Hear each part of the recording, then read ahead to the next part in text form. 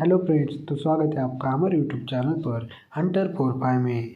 तो आज मैं आपको बताने वाला हूँ मास्टरी इस बुक की समरी, जो कि बुक लिखी है जॉर्ज लियोनार्ड जी ने। तो इस बुक में हम सीखने वाले हैं सक्सेस पाने का मूल मंत्र क्या है। तो चलिए शुरू करते हैं हमारा अध्याय नंबर 1। मास्टरी कोई स्टेट नहीं है कि उसे अचीव कर लेंगे, ये लाइफस्टाइल होती है।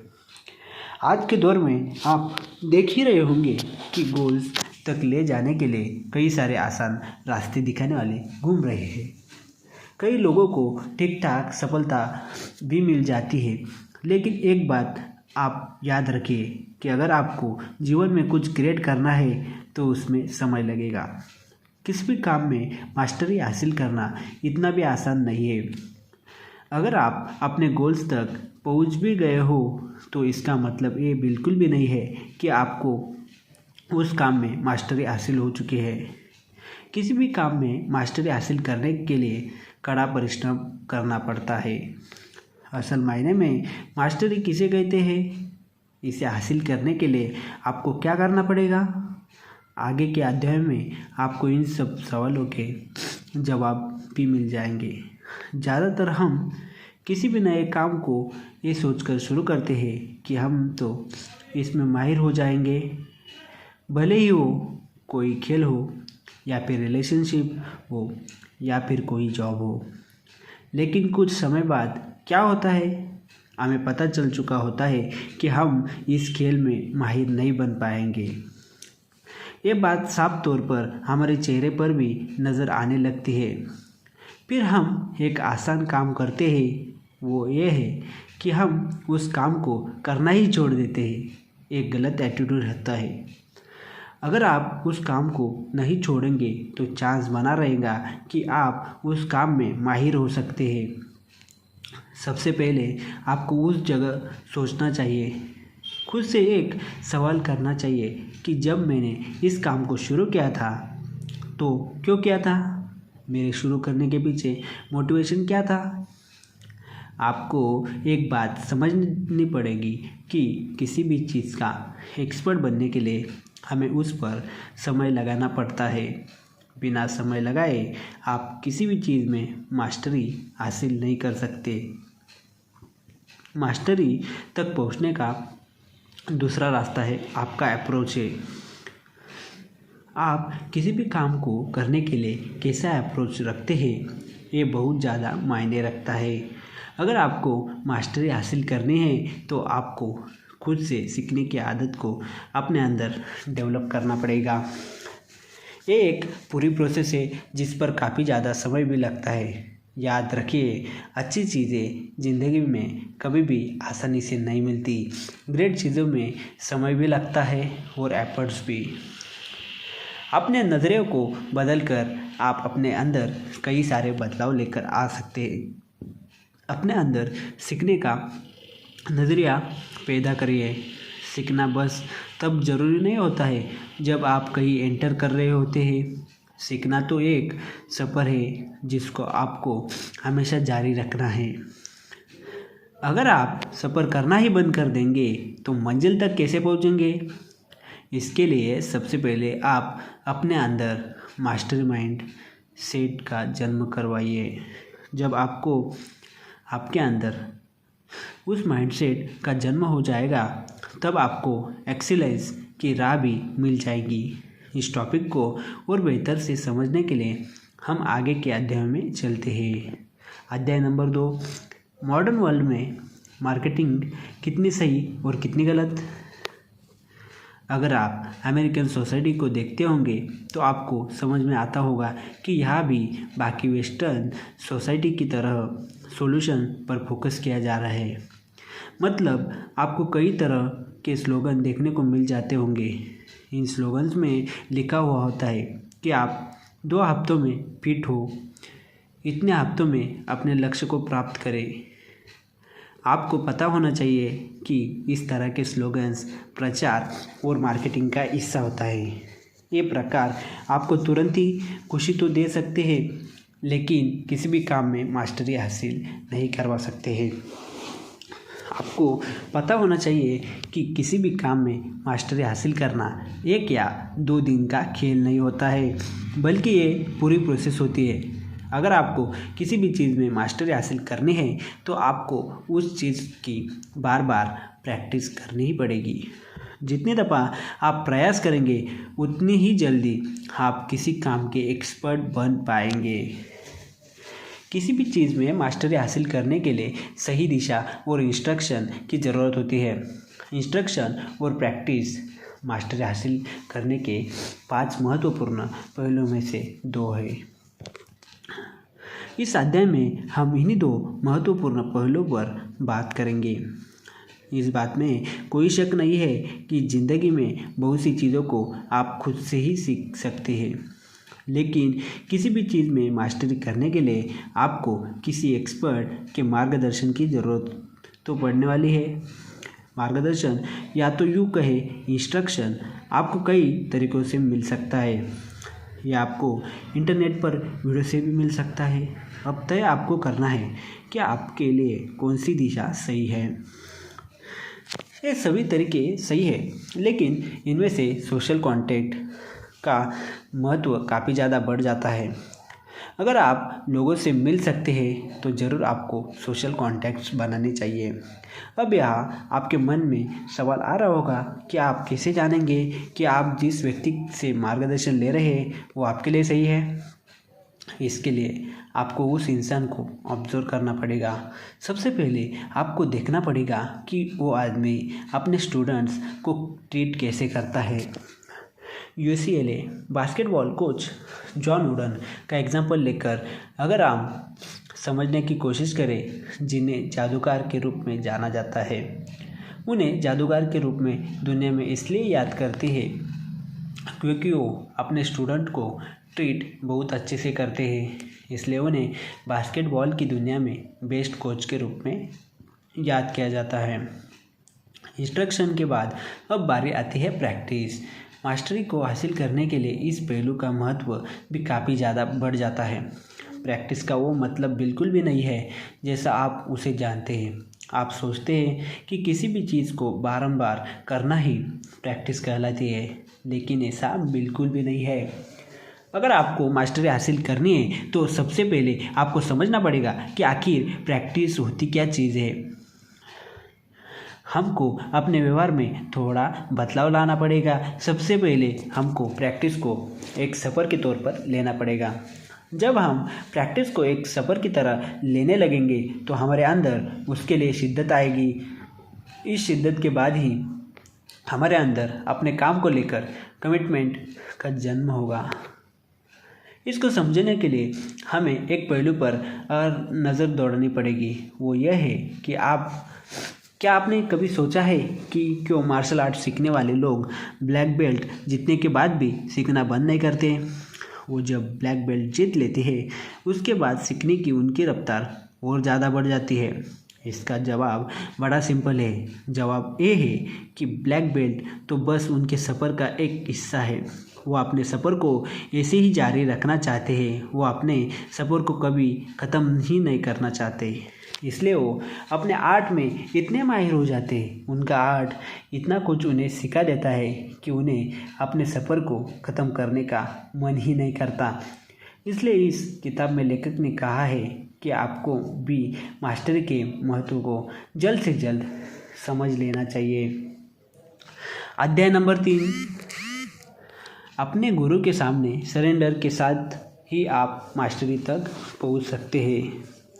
हमने पिछले अध्याय में इंस्ट्रक्शन और प्रैक्टिस के बारे में समझने की कोशिश की थी।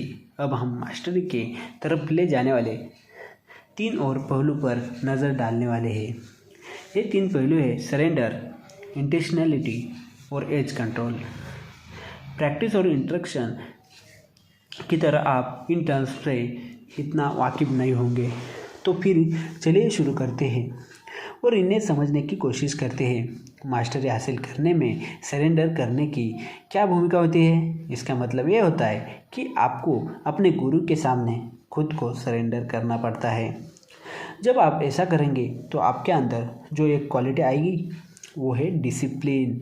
कि मास्टरी को हासिल करने के लिए डिसिप्लिन का होना बहुत ज़रूरी है। मान लीजिए आपके टॉप के टेनिस कोच आपको कोई आदेश देते हैं जिसका आप सम्मान करते हैं और विश्वास करते हैं, वो आपको एक पैर पर खड़े होने के लिए कहते हैं। इसी के साथ दूसरे पैर को एक हाथ से अपने पीठ के पीछे पकड़ने को कहते हैं। एक काम आपको पूरे महीने अपने क्लास के शुरू होने से 5 मिनट पहले करना ही पड़ेगा। अब आपके पास 2 ऑप्शन हैं। पहला कि आप उनका आदेश मानने से मना कर दें और दूसरा कि आप उनके ऑर्डर को फॉलो करें। अगर आप अपने गुरु की बात को फॉलो करते हैं तो आपका बॉडी बैलेंस शानदार हो जाएगा। मतलब साफ है कि आपको स्वयं को अपने गुरु के प्रति सरेंडर करना पड़ेगा। अब आते हैं दूसरे पहलू पर, इंटेंशनलिटी पर। यह पहलू आपको बताता है कि मास्टरी को हासिल करने के लिए दिमाग का क्या योगदान होता है। इसी के साथ यह ऑप्शन पावर ऑफ माइंड को भी दर्शाता है। इंटेंशनलिटी का मतलब साफ होता है कि आप कैसे अपने दिमाग को किसी काम को सीखने के लिए तैयार करते हैं। अगर आप अपने दिमाग पर काबू करना सीख जाएंगे तो समझ लीजिए कि आधी जंग आपने जीत ली है। दिमाग की शक्ति बहुत ज़्यादा होती है, बस ज़रूरत है तो इस बात की कि आप इस शक्ति को पहचान लीजिए। अब बात करते हैं एज कंट्रोल की। जब कभी आप कोई चैलेंज एक्सपेक्ट करते हैं तो चैलेंज को एक्सेप्ट करने के साथ आप अपने आप के लिए एक गोल सेट करते हैं। उसी गोल की तरफ बढ़ने के एफर्ट को एज कहा जाता है। ये प्रोसेस भी एक जर्नी की तरह होती है। अगली बार आप जब भी किसी ऐसी सिचुएशन में फंस जाए जो आपके खिलाफ हो, उसके जगह आपके पास 2 ऑप्शन रहेंगे। पहला कि आप गिव अप कर देंगे, दूसरा आप सिचुएशन के साथ फाइट बैक करें। अब सब कुछ आपके ऊपर डिपेंड करता है कि आप अपने आप को कैसे देखते हैं। अगर आप अपने आप को विनर की तौर पर देखना चाहते हो तो हमेशा स्ट्रगल के रास्ते को चुनेगा। आज नहीं तो कल मास्टरी भी आपकी मुट्ठी में होगी और सफलता भी आपके कदम चूमेगी। अध्याय नंबर 4, अपने आसपास गुणवान व्यक्तियों को रखिए। अपने गोल के लिए हमेशा वफादार रहिए। इमेजिन करिए कि आपने रोज़ सुबह 5 किलोमीटर दौड़ने का फैसला किया है। कुछ दिन प्रैक्टिस के तौर पर आप दौड़ने भी जाते हैं, लेकिन फिर आपको एहसास होता है कि आपको सांस लेने में दिक्कत हो रही है। ये पहली रुकावट होगी जो आपको बॉडी की तरफ से आएगी। आपको बॉडी आपको सिग्नल दे रही है कि आप अपने आप को पुश कर रहे हैं। अभी तक आपकी बॉडी को जिस चीज़ की आदत थी आप उससे अलग काम कर रहे हैं। इस प्रोसेस को होमोस्टेसिस कहते हैं। अब जानते हैं कि होमोस्टेसिस कहाँ किसे जाता है। आपको बता दें, इसी प्रोसेस से शरीर अपना इंटरनल सिस्टम का ख्याल रखता है। अब यहाँ सवाल ये उठता है कि आप अपने गोल पर जमे कैसे रहे। ऐसा क्या करें जिससे आप अपने गोल को अचीव कर सके। अगर आपको किसी गोल को अचीव करना है तो आप 3 तरीक़ों का इस्तेमाल कर सकते हैं। पहला कि आप कोशिश करें ऐसे लोगों के साथ रहने की जिन्होंने अपनी ज़िंदगी में ऐसे चैलेंज को पूरा किया हो, क्योंकि वो लोग आपको सही सलाह दे पाएंगे कि किस समय पर क्या करना चाहिए। उन्हें पता होगा कि बॉडी को उसकी लिमिट के आगे पुश कैसे करना है। अगला तरीका है कि आप अपना अप्रोच सही रखें। आपको पता होना चाहिए कि आपका गोल क्या है। कभी भी छोटा गोल ना रखें। जितना बड़ा गोल होगा उतनी बड़ी आपकी स्ट्रगल भी होगी। ज़िंदगी में कभी भी स्ट्रगल से घबराएगा नहीं, क्योंकि अगर आपने स्ट्रगल को देखते हुए अपने पाँव को पीछे खींच लिया तो आपका गोल भी आपसे दूर हो जाएगा। आसान शब्दों में कहे तो अगर आपको पर्वत के शिखर पर पहुंचना है तो प्लीज़ पर्वत चढ़ने की शुरुआत कर दीजिए। आपकी प्रैक्टिस और रिजल्ट के बीच में एक ज़रूरी पहलू आएगा, वो यह है कि आपका हार्ड वर्क कैसा है। अपनी मेहनत का साथ कभी ना छोड़िए। अगर आपका गोल कठिन है तो उसे आसान बनाने की कोशिश करिए। मतलब साफ है कि अपने टारगेट को स्मॉल पार्ट में बांटने की कोशिश करिए। अपने टारगेट की तरफ छोटे छोटे कदम बढ़ाते रहिए, कभी भी डिमोटिवेट मत हो जाएगा। आप जितना मोटिवेट रहेंगे आपका टारगेट आपके उतना ही पास रहेगा। मास्टर की तरफ बढ़ने से पहले आपको जो आखिरी चीज़ को याद रखना है कि वो ये है कि अपने अंदर एनर्जी को बना कर रखिए। लेखक ने इस किताब में इंसान की तुलना एक ऐसी मशीन से की है जिसके अंदर एनर्जी का भंडार है। दुख की यह बात यह है कि इंसान अपने अंदर मौजूद एनर्जी का सही इस्तेमाल नहीं कर पाता है। इस किताब में लेखक बताते हैं कि इंसान के अंदर ये एनर्जी बचपने से ही आती है। लेखक ने कहा है कि आप गौर करिए कि इंसान के अंदर सबसे ज़्यादा एनर्जी कब होती है। इसका जवाब है कि जब वो बच्चा होता है। बच्चे तब तक नहीं सोते जब तक वो कुछ पा नहीं लेते हैं। बच्चे हर कदम कुछ ना कुछ नया सीखते रहते हैं। अच्छी बात यह है कि हम उस एनर्जी को वापस पा सकते हैं, बस उसके लिए हमें कुछ नियमों को फॉलो करना पड़ेगा।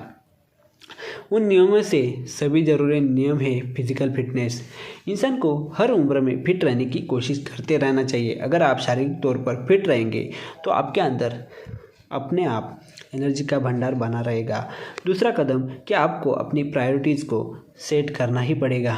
आपको पता होना चाहिए कि आपके लक्ष्य तक पहुंचने के लिए कौन सी चीज़ सबसे ज़रूरी है। अगर आपको आपकी प्रायोरिटीज़ पता है तो आपका पहला कदम सही है।